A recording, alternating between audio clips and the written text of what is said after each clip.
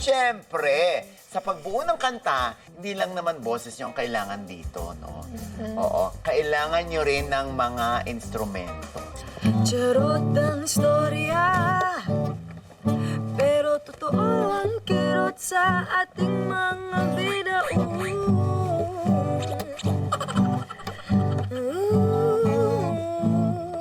Kaya mo na? Gutom na ako. Luto na ba ang sinaing? One more po ba tayo? Mas mataas ang tono ko sa inyo. At dahil nasa inyo na nga ang mga instrumento, gusto kong i-announce sa inyo na ang single ninyo na i-release nyo ay syempre original na gawa ninyo. Kaya ngayon pa lang, gamit ang mga instrumento ninyo, gumawa na agad kayo ng tono ng inyong kanta. So, ano yung... So, genre natin, Anong sa tingin mo gusto mo? slow... Yung gawa mo kanina? Soul or R&B? Or parang lullaby, jazz? Parang jazz lang. Yun.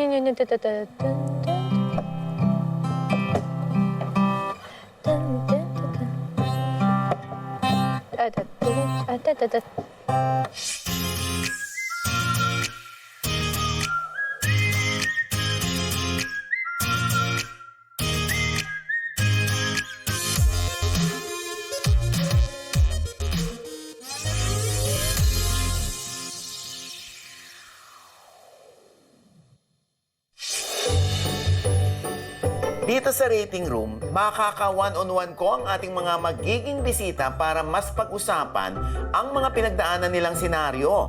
Bukod sa mas malalaman natin ang kanilang mga saloobin, dito rin sa rating room ay magkahiwalay silang magbibigay ng rating sa kanilang partner from 1 star to 5 stars. Depende sa mga napagdaanan nilang senaryo. O, Sheena, Yes po. kumusta ang naging ganap nyo kanina sa pagkuha ng mga instruments? Ano po na-shock nga po kami na kaya po namin magtamburin, mag-beatbox, kasi parang given naman po na marunong na po kami mag-gitara at ukulele. So parang na-surprise po kami na kaya namin pong gawin yung dalaw pang instrument. Marunong ka pala mag-ukulele, no? Diba? Yun talagang gamit mo, hindi gitara. Pag sumusulat ako ng kanta, gitara. Pero pag alam ko na yung chords sa guitar, nagsasearch ako ng chords sa ukulele, tsaka ginagamit ko yung ukulele. Tapos yung beatbox. Yung beatbox po, chamba lang yata yun. Kimi lang. Eme lang ako doon. Charas. Yung biglaan ninyong paggawa ng tono, ng melody. Actually, na-shock po kaming dalawa.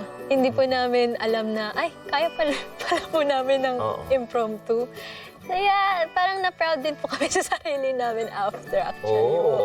It's fun po na, I'm able to do this again. Kasi it's been a while na very uninspired akong sumulat ng kanta ulit. Parang nag-stop ako.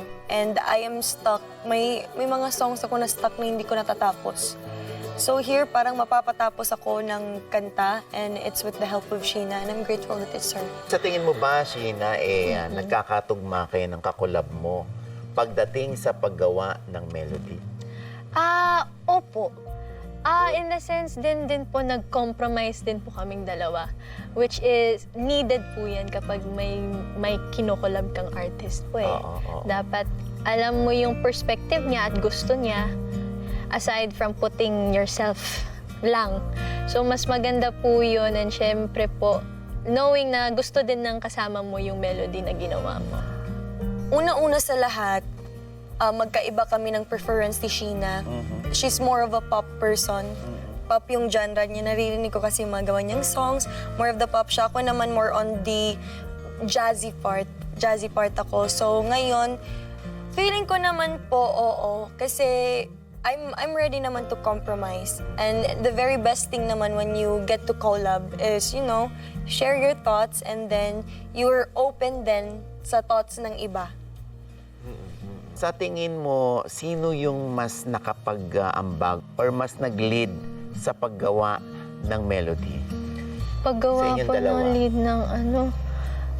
Sino mas maraming ambag? For me, it would be Sheena.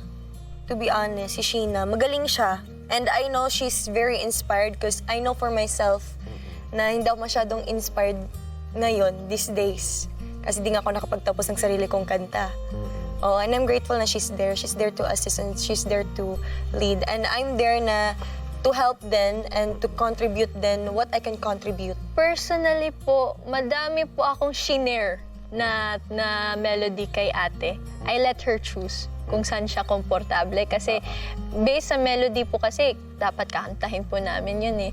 So dapat po na kapag kinakanta niya din po yung melody na pinili ko, dapat komportable po siya. Tapos kapag hindi siya komportable, sinishare niya po yung gusto niyang idagdag or gusto niyang bawasan or gusto niyang i-change. It's good kasi doon ko na siya nakita na ano siya katrabaho. Na gano'n siya ka-quick din. Mag-isip ng melody, ng words din. So yun po. Kasi pareho yung gusto rin yung ginagawa ninyo. Siyempre, saka aate mo kay, Opo. Angie. Parang, lagi mo siyang tinatanong, okay ba to sa'yo? Gusto mo ba to? Parang yung decision making, ang final say si Angie. Ba't gano'n? Ano po kasi hindi lang naman din po ako yung nagtatanong sa kanya kung okay lang. Nagtatanong din siya, okay lang ba yung change ko? So, sabi ko, te, maganda po siya. Kasi po, alam ko naman po si Ate Angie na she has a genre na she wants to sing and I want to really be open about it. Ayaw kong i-close lang sa opinion ko. And knowing na ate ko din siya, as a respect din towards her. So, yun po. Yan ang tinatawag na collab. Yes. So far, nagustuhan mo ba yung ginagawa niyang melody? Yes po. Na feeling mo ma-enhance pa? Opo, mai-enhance siya pag once na-record siya. Kasi ngayon raw eh. So, pag may makarinig na, hindi bet yung genre, di na ma-appreciate. Pero pag once na na-mix na siya, yung vocal proper na, tapos yung mix ng instrument, may iba na din, may drums, may na din, may ibang pwede mong lagyan na instruments, gaganda siya for sure. At sa tingin mo, gaano kayo ka-compatible ng kakulab mo pagdating sa paggawa ng tono o ng melody? 1 star to 5 stars. Ilan kaya ibibigay ni Angie kay Sheena? So from 1 star to 5 stars, Sheena, gaano kayo ka-compatible ng kakulab mo pagdating sa paggawa ng tono? Yan. Sure, yan. Yan! 5 stars. Nawala na pong white star. Yan. Sure Bakit naman. 5 stars? Kasi Perfect siya? Perfect po siya. Makipag-collab po. Hindi dahil close kayo. Hindi po kasi plinano na po namin way back na gusto naming makipag-collab with each other. So parang it's a dream come true na we got to collab it here in KSS po. Ayan. 5 stars. Bakit 5 stars? Times 2 po. Times 2. Wow. Mukhang 10, ha? 10. Times 2 kasi nakita ko yung dedication ni Sheena. Iba siya sa... And every artist that I know that she works really, really hard. Nakikita ko yun. At every time din na nasa ASAP din kami, nakikita ko yun. At ayan na nga mga katropa, nagbigay na uli ng ratings ang magkakulab na sina Angie at Sheena. At syempre, pwede rin kayo makirate ha, mga katropa. Matapos nga ang kanilang pangalawang ganap, please rate from 1 star to 5 stars kung gaano nyo na-enjoy ang mga tono na kanilang ginawa. Para maka-join, iscan nyo lamang po ang ating QR code o pumunta sa pi.com.ph para mag-register at makisali sa aming chikahan. So ito na nga, kung sakasakaling mag-collab sa paggawa ng tono sina Angie at Sheena, nako, ang galing pala nila, no? Kahit biglaan. At in fairness, nakaka-LSS ang ginawa nila. Oh my God, sobrang init. Diba? Unti-unti nang nabubuo ang kanta ng ating dalawang rising stars. Aba, nakapag-vocal warm-up na sila may instruments at may nasimula na silang tono ng kanilang kanta. Paano naman kaya kung kailangan nilang magkasundo sa lyrics? At hindi lang yan, ha? Paano kung may requirements ang kanta na kailangan nilang mabuo at ma-perform? Yan, tingnan natin ang magiging struggle nila sa ating pangatlong ganap.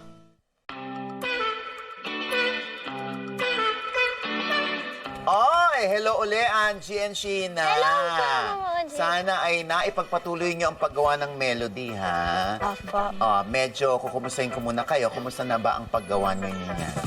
We chose to do the genre na parang mellow lang. Mellow na ballad. Ballad, medyo pagka-R&B soul. Pwede bang sample? Ay, Kahit 5 seconds lang. Oo, may mga ano lang, pabitin. Yan, yung- mga patikim. Ay, ang ganda, ha? Ang ganda. Paano niyo nagawa yun? Hindi ko nga po alam eh. Sandali. Wala pa pala. Okay.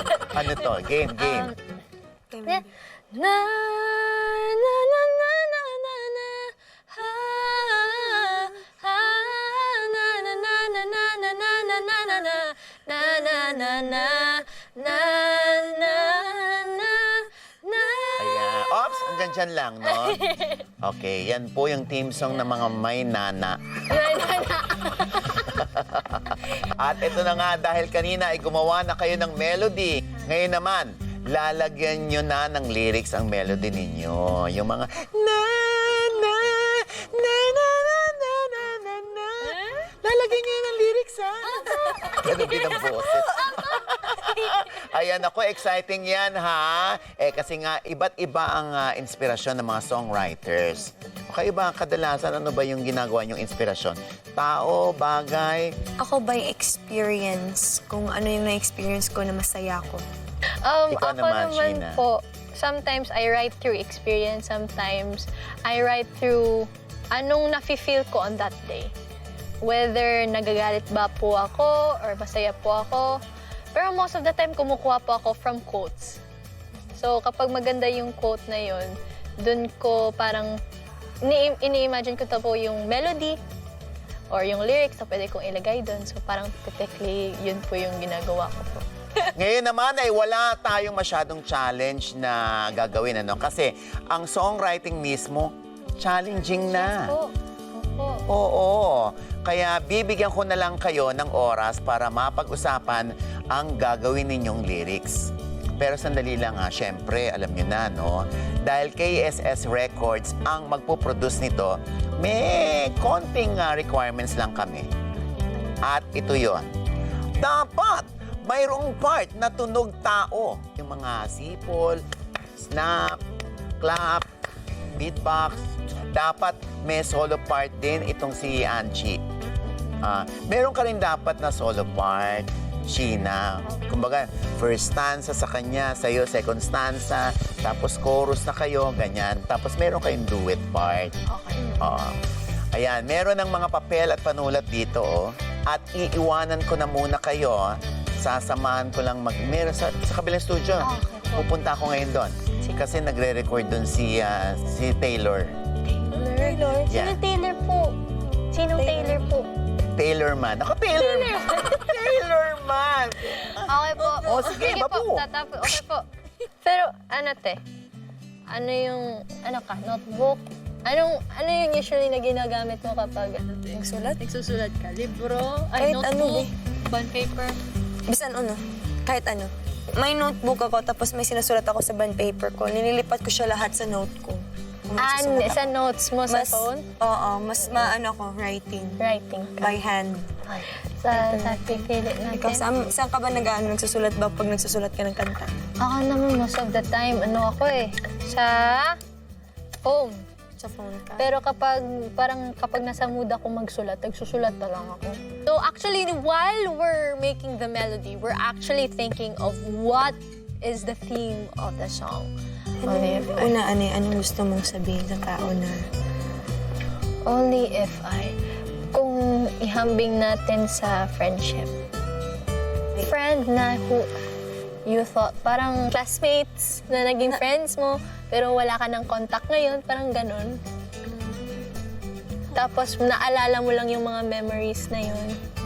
Na parang, ay, naalala ko na sobrang saya ako nung kasama ko sila. Parang nag-put out ako ng idea na gusto kong gumawa ng kanta about friendship na you had from the past. Or mga special moments with you with someone na tinetreasure mo kaso hindi mo na pwedeng balikan. Kaya kung sakasakaling pwede kong balikan yun, yung Only If I, yung title nun. Okay. Ikaw, te. Yun yung sa akin. Ano yung Connected gusto? pa rin doon kasi words left unsaid.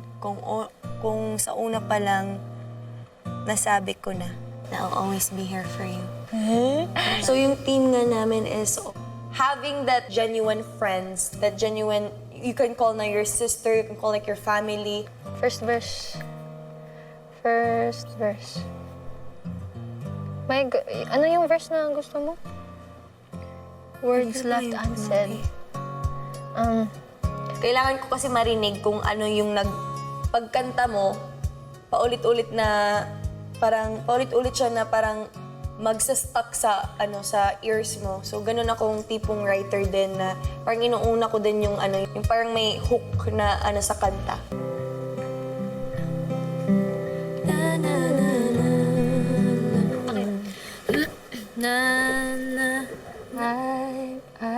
Hi, old friend. Old friend. Old friend. Hi. So, sulat ko lang din dito. Hi. How have you been? Hi, old friend. It's been a long time since we... Ayaw din namin na parang umiwalay yung tema din. Kasi yung nararamdaman namin sa melody basically is just heartfelt. Na gusto namin gumawa ng isang kanta na pwedeng mahambing sa amin at pwedeng maihambing sa iba pang tao. Parang, hi old friend, it's been a while since we've met. Pero may met, never thought na. Sige, Since we met. Nung gumawa na kami ni Ate Angie, she gave her output kung anong gusto niyang lyrics, anong gusto niyang pwedeng ilagay na lyrics behind it. So, nag-put out din ako ng idea ko doon. Meron ka bang ganun, te?